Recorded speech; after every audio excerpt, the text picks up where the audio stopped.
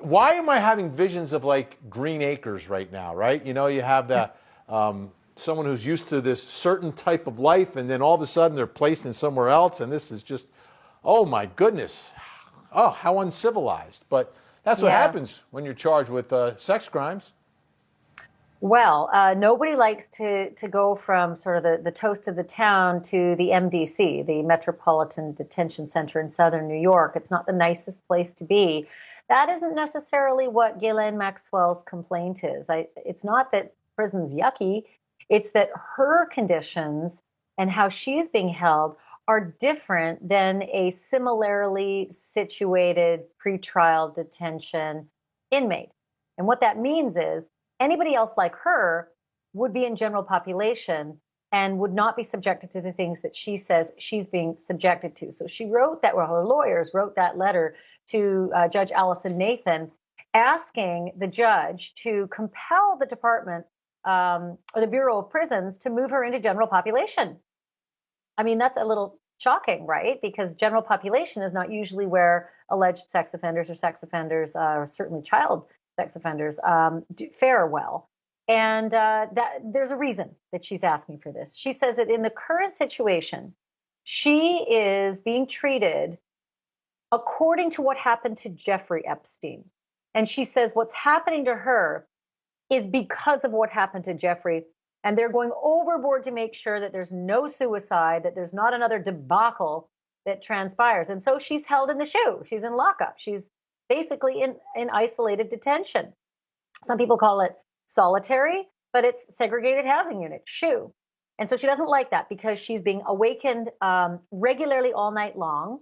She says she's being subjected to all sorts of cell searches, not only that, but body scans, and that she's on suicide watch and has to wear special clothing for it, even though she's never, presented as suicidal. And she says that's really difficult. She also says it's extremely difficult for her to access the communication devices that other inmates could. Therefore, she says, I cannot communicate appropriately with my attorneys, and that is not helpful in me effectuating an assistance in my counsel. And so those are very important legal, words to use when you're appealing to have a change in your environment. So all of these things, were sort of fascinating, especially this whole notion about going into general population. And I wanted to know how she would fare. And I also wanted to know whether any of what she's saying really holds water. And there is one person who came to my mind right away. His name's Larry Levine. He is a prison consultant. He has done hard time, and he now counsels the soft and squishy among us, those who maybe go from the high society into a really, really tough spot in prison. He counsels them how to survive, how to manage, how to navigate the system. And so I called up Larry and I said, you got to help me understand Ghislaine Maxwell's requests of this judge and what they really mean. He is writing a book called Up the River, How to Survive in the Federal Slammer. He's also created a website called Pink Ladies. And guess what that does? That helps women to navigate prison. So here's my conversation with Larry. It seemed an unusual request for Ghislaine Maxwell to ask to go into general population, but is that unusual? And I was in MDC Los Angeles for 2 years. So it's kind of like a cookie cutter. The whole purpose of that facility, it's a high rise, is to support the court system. So when you're in GP, general population as they call it, mainline, you're on a floor with maybe 100, 125 people. It's not really general population. But when for that facility it is, but when you're in the SHU, the special housing unit, they don't call it solitary confinement, you're locked in for figure 23 hours a day. You really have nothing to do. The highlight is when you get your food. You don't know what time of day it is. You can kind of gauge things by when the meals come, and maybe you'll get a shower every 2 or 3 days. So she's in a screwed up existence. It's really playing with her mind. She has no activities. She's probably looking forward to legal visits, I would suspect. I can imagine, especially even under COVID, that it would be a very, very uncomfortable existence. But by the same token, those who are accused of having sex with underage children, I thought they didn't fare well in general population. So what's the better of the evils, being locked away and alone, or being in with general pop and at risk? Well, they call them Chomos, child molester. That's the term that all the inmates use. You've got people that are high custody, medium custody, low custody, minimum custody, and they're all grouped together in a housing unit. If she was just at a regular institution, she would probably be locked up with other people that have similar crimes to hers. And they would warn all the other inmates, nobody touches the Chomos. Because remember, the BOP, they're responsible for you, and they've got a bad rep already for handling the coronavirus, Epstein checking out early at MDC last year. So she's got a screwed up existence. There's no right or wrong, what would be better, what wouldn't. She would have a social experience if she was in general population. She might get the crap beat out of her, but she would have something to do. So you brought up the Jeffrey Epstein issue, and so did she. In fact, her whole petition to be moved to general population is based on the fact she believes she's getting different treatment due to what happened to Jeffrey Epstein last summer. I'm wondering if there's some truth to that from the inside knowledge you have. They're treating her the way they should have treated Jeffrey Epstein. It's not out of the ordinary. They were just really lax with Epstein. And I've read the reports where she's saying that there's special guards watching her and she's not getting the same treatment other inmates are. How would she know? She just got there. She's only really been in the shoe, so she has nothing to compare it to. And a lot of that Epstein, I mean, you saw pictures of his cell. The cell was a mess. They took him out of the shoe. They sent him to the psych ward. They're supposed to clean out your cell, empty it, inventory your stuff. Then they bring you back and they give you all your personal belongings back. Epstein's cell was a mess. There's no way in hell he would have had the time to accumulate all that stuff. I should say the pictures that we're seeing are courtesy of 60 Minutes. It was an incredible image after, he was taken to the hospital. Just the number of orange sheets. I can't imagine how he had all those issued and how he could have possibly hit himself. They say that he died at MDC. The coroner pronounced him dead. But then they have pictures of him on a gurney being wheeled into a hospital. You could see his face. So think about this. If a coroner declared him dead at MDC, they'd have thrown him in a body bag and zipped him up, wouldn't they? You wouldn't be able to see his face. So there's something a little suspicious that's going on. But let me ask you, though, how that pertains to Ghislaine Maxwell's existence. She says that she's awakened all night long for checks. She's on suicide watch, even though she's never presented as being a suicide risk. She says that she's getting body searches on a regular basis. And she says that they're making notes and even making notes as she's on calls with her attorney. Do you believe that?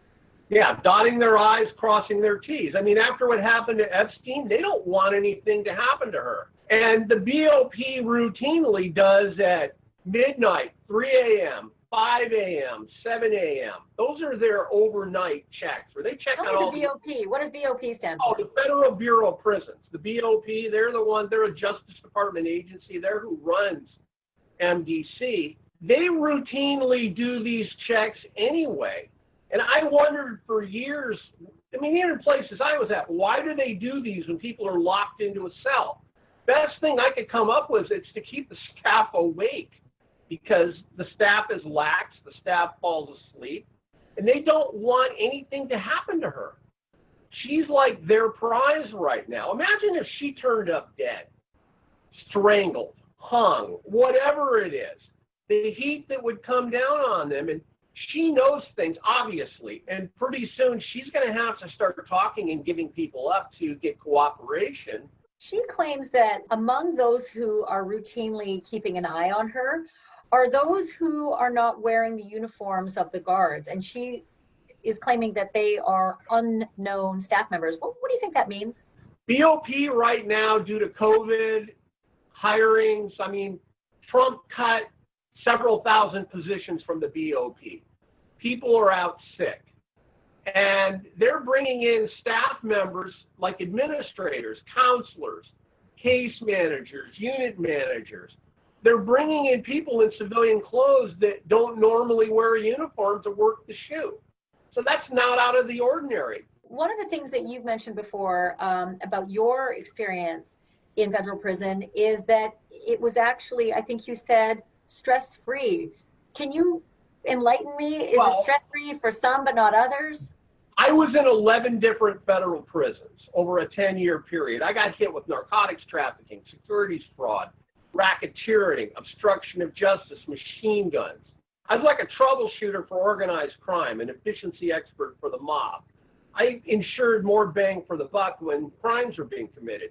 For someone like me, it was a stress-free environment, a stress-free experience. MDC, that kind of existence when you're locked up, it's a lousy existence. There's a lot of stress, a lot of the unknown. It reached the point I just wanted to get sentenced and get the hell out of there. She's a privileged person. She's not a person from the streets, from the element of crime. So all of a sudden, she's thrown into this environment where she's essentially locked into a closet with a toilet and a bunk and a little window on the door that she could look out of. This isn't the kind of treatment and environment that she would be accustomed to. Will she get her wish, and do you think that they'll put her in general pop? No, I don't think so, because they need to protect her. Let's just play a game called What If. What if there are people, which I suspect there are, who she could give up information on? Somebody knows somebody who has an inmate there in the women's unit at MDC in New York. Somebody pays off someone on the outside, and mysteriously, she turns up dead. This stuff happens. Somebody gets to somebody, somebody turns up dead. They're not going to care that she doesn't like it there, and they're not going to take that chance. She's getting the normal treatment for somebody who is in a pre-trial, pre-sentence custody situation that she's in. Oh, Larry, thanks so much for this. I really appreciate your insight. I mean, if anybody knows what it's like on the inside, it's you. Sure thing, hon, anytime. He's the only person I allow him to call me hon. But I love the way he describes himself. Larry Levine says, I'm a troubleshooter of organized crime and an efficiency expert for the mob. Like, wow. He's got a lot of knowledge, though, and I'll tell you, it's valuable stuff, and people pay top dollar to get that information if they are facing that kind of a sentence. I do want to add one thing, Vinny, and that is that Ghislaine Maxwell had some other requests that she was making of this judge. She wants the judge to tell the prosecutors to unseal the names of those 3 accusers. The reason she's in the slammer in the first place. One of them is already known, so that's a bit surprising. But she says, I want those accusers made public, which is an unusual request. Wants them made public? I mean, not just for her knowledge, but for public knowledge? Yeah, she wants them to be made public. And the request that her lawyers, the request they're making is that the accused, those who have accused Jeffrey Epstein number into the hundreds. And she says that the incidents that are pertaining to her particular indictment happened, I think 25 years ago. So she says, my God, 25 years ago, hundreds of potential accusers in the Jeffrey Epstein orb. How am I to know who these accusers are? Well, I'll give you one hint. One of the accusers is Annie Farmer. She was only 16 when she was abused by Jeffrey Epstein.